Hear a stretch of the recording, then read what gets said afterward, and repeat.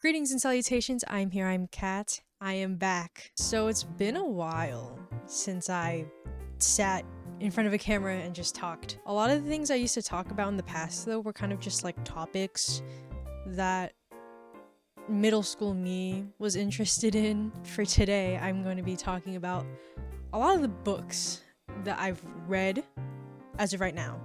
So for context, I used to love reading. Like when I was young, I just read in my free time. I've wrote a lot of stories, like short stories in like elementary school. I read a lot of books then too. And then I got placed into GATE. And a lot of people that are placed into GATE unfortunately go through it all. So my passion and love for reading kind of declined throughout like 5th grade, and then it like fully depleted around like freshman year of high school. But now that I'm in college and I'm not really taking any English classes anymore, I can read for fun and like not have a due date for when I want to finish.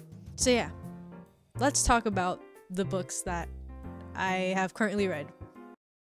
So this book is kind of on the older side of things. Like I read this in December of last year. Audition by... I don't want to attempt the name because I know I will pronounce it very Americanized, but Ryu Murakami, that is so... Pronunciation will probably be better by the next time I do this, because I want to make this a series, okay? But this book is basically about a writer who had lost his wife. He partners up with a friend of his to create a movie, but it's kind of a front for him trying to find his future wife. A lot of these books kind of come from like a Disturbing Books Iceberg video that I watched a while ago. I will definitely like link it if you want to watch it, because without that video I probably wouldn't have found these books. Is it disturbing? If you don't like gore, I think this would be pretty disturbing for you. But for me personally, I think it would be on my gore scale like a good like 7.5. All of the gory stuff happens like really quickly towards the end, and that's something that I kind of don't like, where there's just a bunch of buildup and then it just happens in the span of like 2 chapters. Even worse, like just a chapter. But it's a short read. It took me like 3 days, and I think it was a really good book for me to read to like start getting back into reading. That's this book. The next book is actually a book that I bought with a friend. It's called Fish Swimming in Dappled Sunlight by Riku Anda.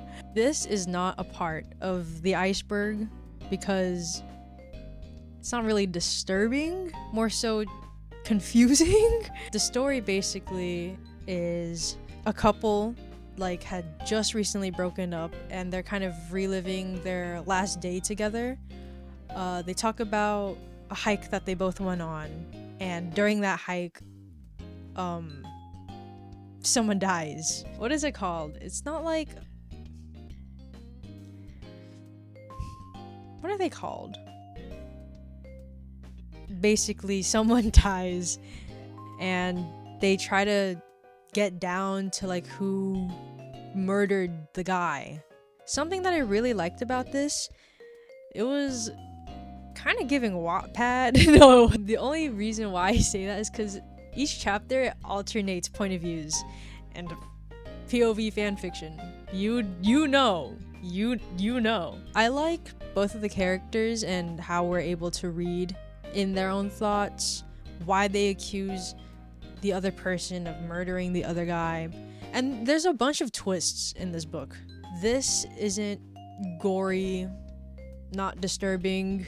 Just like expect a lot of turns with this book. The next book I read is... I'm just gonna throw like a trigger warning, because if you know what the book is about, something, you know? And like, if you don't want to know what the book is about, you can always skip this, but I'm probably gonna keep this explanation like really vague. Really vague. Let's Go Play at the Atoms by Mendel W. Johnson. I got this book also because it was on the iceberg, lower on the iceberg, and I was like, oh, I can handle it. I did handle it. The only thing I really don't like about this is how much filler it is, and also like it leaves me with like a bigger question than before. What's their names? It's like Bobby and Cindy Bobby and Cindy Adams are two kids, obviously, duh. Their parents go to like Europe or some like trip for like a couple of weeks, like 1-2 weeks.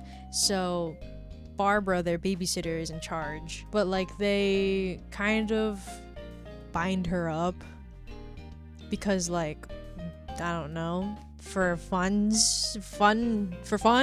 My only problem with this, other than the obvious violence, is why did they do it? Like, genuinely. You know what I mean? Like, what did she do wrong? Barbara deserved better. If you want to read this book, please keep in mind it is slow.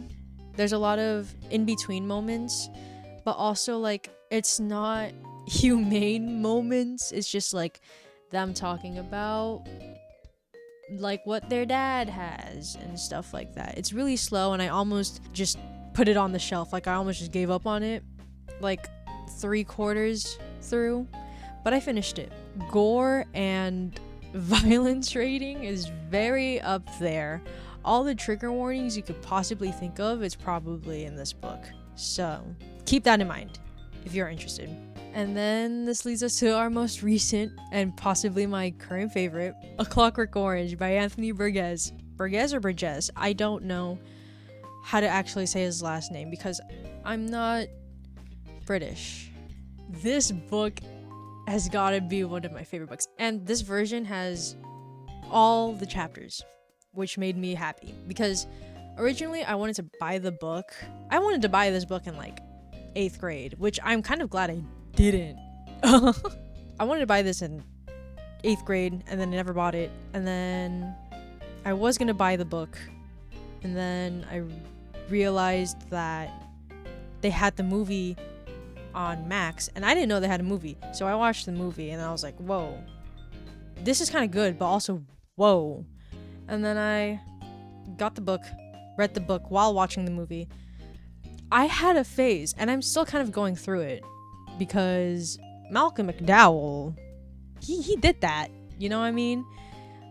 Anyway, I read this really quickly, genuinely. I read this while I was reading my other book, and I finished this first. Ultraviolence is kind of their thing, and it's kind of a thing in the book. They mention it a lot, but pretty much Alex and his 3 friends, they basically do harm to so many people, and it's, if you think it's bad in the movie, it's a lot worse in the book. Alex is not a good guy, and you're not supposed to be rooting for him, so but the story is told through his perspective, by the way. There comes one day where they are basically breaking into this old woman's house, and you know, they're gonna do their whole ultra-violence thing on her, and then his friends turn on him. Oh, is that a spoiler? And then he gets caught. He goes to prison. And then from there, he finds out about this like method that will get him out sooner. So that's what he does. And then basically talks about the after effects in here. Like, Alex is a bad dude. We are aware that he is a bad guy. So if they were to force him to be a good guy, how good of a guy is he really? Because he's not making the moral choice to be good, rather he's being forced. If that makes sense. Yes, but I love this book. I love this book, and it's making me look also orange. Things to know about this book. NASDAT is a thing. NADSAT? It's a made-up language that derives from the Russian language made by Burgess. And it was made to basically have the reader fully experience, like it not engulfs, what's the word? This book is amazing. But yeah, Nadstat is a thing, and it's really only spoken because Alex talks in it, because he's a teenager and that Nadstat is a teenage thing. Another thing to note about this, Alex is telling his story. So expect a lot of your humble narrator. This is a Clockwork Orange. I love this book. I will read it again, and I'll probably read it again. But yeah, those are the current books I have read, and I kind of want to talk about the other books that I have. Oh my gosh, I'm missing a book that I read and I didn't like. I Have No Mouth and I Must Scream. That's the book I read. I didn't like it at all. It's a short story. It's very short. And when I bought it on my iPad. I deleted it right away because I hated it. I truthfully loved the concept of a post-apocalyptic world where like AI is running everything and there's like barely any humans. Like AI controls the humans. That was what caught my eye. But I read the book, or the short story, and I wish I didn't read it. I wish I didn't spend my money on it. So a lot of it is just like shaming, like a lot of men just shaming the one woman that they had in their group, and it didn't sit with me right. And also like all the characters are kind of like written in a way that I'm not really like feeling bad for them. I wish it was executed better, because I would have loved it if it was just written better. But yeah, that is the last book. Not my most recent read, but yeah, that is the last book of the books I have read.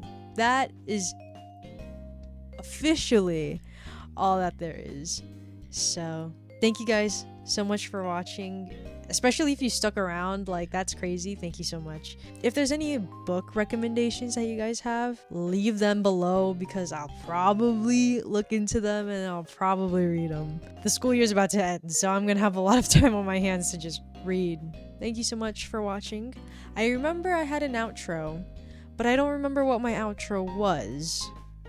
So goodbye and have a pleasant tomorrow.